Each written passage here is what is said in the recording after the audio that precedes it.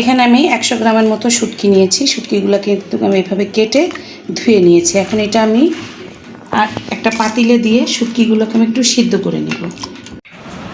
সুন্দর করে আমি শুটকিগুলো সিদ্ধ করে নিয়েছি, দেখতেই পাচ্ছেন সিদ্ধ করে ধুয়ে নিয়েছি। এখন শুটকিগুলোকে আমি এইভাবে করে এই যে ভিতরের কাঁটাটা বের করে নেব। এই রেসিপি আমি আগেও দিয়েছি আমার চ্যানেলে। এত মজা লাগে এই লইট্টা শুটকি ভুনাটা, একবার যে খাবে, যে লইট্টা শুটকি খায় না সেও ফ্যান হয়ে যাবে, এত মজা। আমি যেভাবে রান্না ওইভাবে রান্না করলে এই যে কাঁটাগুলো এভাবে ছাড়িয়ে নিব।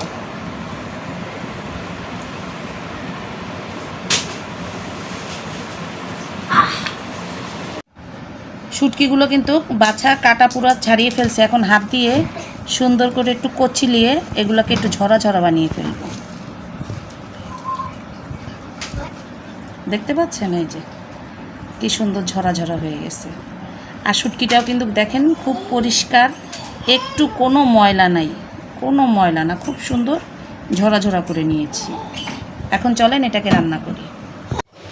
কড়াইতে তেল দিয়ে দিব, যেহেতু ভুনা তেলটা কিন্তু একটু বেশিই লাগবে। আর আমি দেখিয়ে দিচ্ছি, দেখেন পেঁয়াজ কুচি করে নিয়েছি আর রসুন কিন্তু এভাবে চাকচাক করে কেটে নিয়েছি।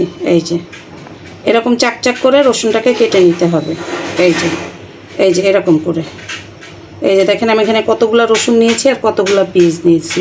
যেই পরিমাণে পেঁয়াজ হবে শুটকি হবে সেই পরিমাণে পেঁয়াজ হবে। তেলটা গরম হয়ে গেছে, এখন আমি পেঁয়াজগুলো দিয়ে দিব। রসুন আগে দিব না, পেঁয়াজ দিব আগে। পেঁয়াজটাকে আমি আগে ভেজে নিব। পেঁয়াজগুলো অর্ধেক ভাজা হয়ে গেছে, এখন আমি রসুনগুলো দিয়ে দিব।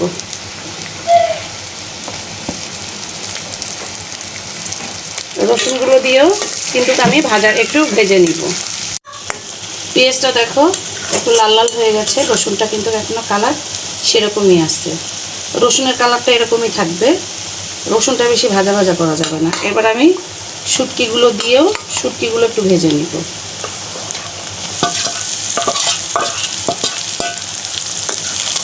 সুন্দর করে আগে শুটকিগুলো পেঁয়াজ রসুনের সাথে ভেজে নিব। শুটকিটা কিন্তু খুব সুন্দর করে আমি ভেজে নিয়েছি পেঁয়াজ রসুনের সঙ্গে। এখন এটার ভিতরে আমি একটু পানি অ্যাড করে দিব। পানিটা একবারে দিয়ে দিব।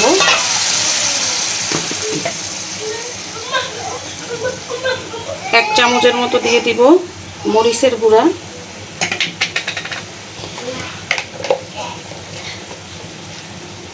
আর দিয়ে দিব হলুদের গুঁড়া। জাস্ট এই মশলাটুকুই, আর অন্য কোনো মশলা ব্যবহার করব না। হলুদের গুঁড়া আর মরিচের গুঁড়াই দিয়ে দিব। এটাকে আমি সুন্দর করে নেড়ে চেড়ে মাখিয়ে নেব। এখন আমি কয়টা আস্ত কাঁচামরিচ দিয়ে দিব।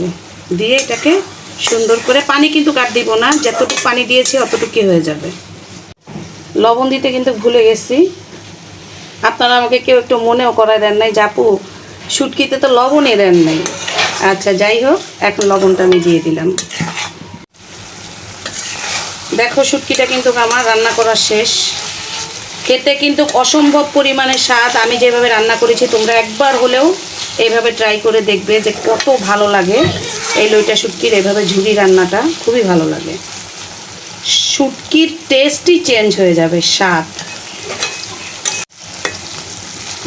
যদি রেসিপিটি ভালো লেগে থাকে তাহলে যারা ফেসবুক থেকে দেখছো অবশ্যই ফলো দিয়ে দিবে, লাইক কমেন্ট শেয়ার করে দিবে, আরেকজন দেখতে পারে যেন। আর ইউটিউব থেকে যারা দেখছো তাদেরকে বলবো, যারা দেখছো আমার চ্যানেলটি সাবস্ক্রাইব করোনি অবশ্যই করো। প্লিজ প্লিজ তোমরা পাশে থেকো। তোমরা পাশে না থাকলে আমি কখনোই এগিয়ে যেতে পারবো না।